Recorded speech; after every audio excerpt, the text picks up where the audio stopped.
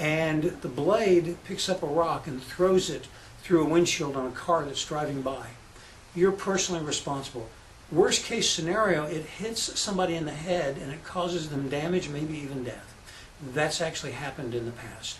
If that happened to you as the owner of this lawn care business, not only are your business assets at direct personal risk of loss, but all of your personal assets, your home, your savings, all the goods that you have, your retirement account, everything is at risk because there's no separation between you and the business. So personal liability, unlimited personal liability, is a huge disadvantage of the sole proprietorship form of business. Now, you can buy insurance to cover a lot of these kinds of things to protect you, and a lot of sole proprietors do, but it still doesn't protect you from unlimited personal liability in a worst case scenario situation.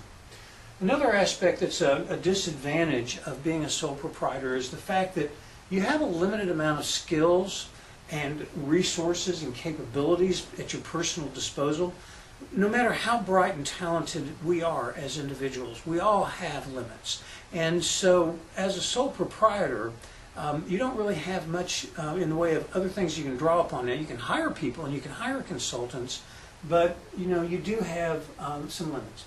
A lot of times sole proprietors will feel isolated because they get so entangled in running their business that they fail to really engage with other people that are their peers, and there's this sense of isolation, me against the world, begins to occur. You also have limited access to capital.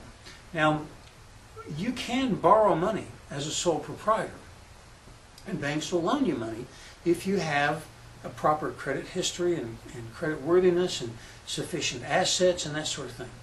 But you don't have really the ability typically as a sole proprietor to raise capital in the form of equity investment or having other people invest in your business. That's a huge limitation. Lack of continuity of the business, and that's another reason why you don't have the ability to raise capital, is because as a sole proprietor, when you get hit by a Mack truck or decide to go out of business or you die, something happens to you, the business is over because you are the business. And so that's a huge disadvantage. This little chart right here basically takes the major disadvantage of sole proprietorships, which is the personal liability, and shows that creditors can go after the business, the sole proprietorship and its assets, and directly through to the actual sole proprietor, the person that started the business, and their personal assets. So that's a big deal. Now, in the hierarchy of sophistication, the next sort of step up the scale is going from a sole proprietorship to a partnership. And this basically is where multiple sole proprietors come together and they operate a business collectively. And it's called a partnership. And it's could be two or more people, could be an unlimited number of people, pooling their resources to start and run a business. Now, you're going to hear me talk a lot about how partnerships are difficult and, in fact, very difficult entities to manage because things always happen in partnerships. First and foremost, it is absolutely critical that if you're going to enter into a partnership, you get the help of an attorney and you draft a partnership agreement that it covers all of the kinds of things that could happen in the future. Partnerships tend to dissolve at some point in the future because one or more of the partners decides that the other people are not carrying their load.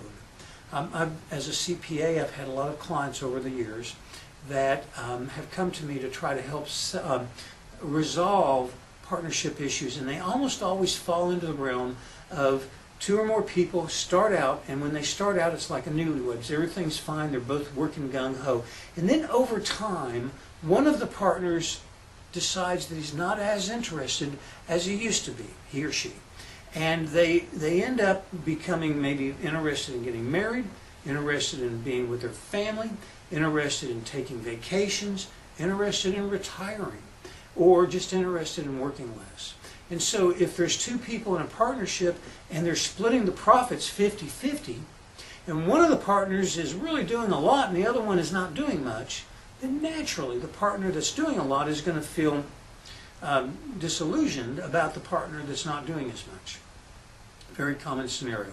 So with a partnership, you have to have a contract in place that anticipates that eventuality in the future, and if you don't, then you're just buying trouble long term. So the nice things about partnerships are that they're easy to establish. You get the benefit, you don't have any complicated legal agreements other than the partnership agreement. You do get the benefit of having complementary skills. One of the great things about partners is most partners bring unique sets of skills to the table, and they're complementary, which makes the collaborative effort much more successful than just a single sole proprietor. Of course, you have to divide the profits in some form or fashion, typically according to partnership invested interest, and typically partners invest. One partner could put up 25% of the capital, the other partner could put up 75% of the capital, in which case they're partners, but they're not equal partners. One of them is more dominant than the other. Or you could have one partner put up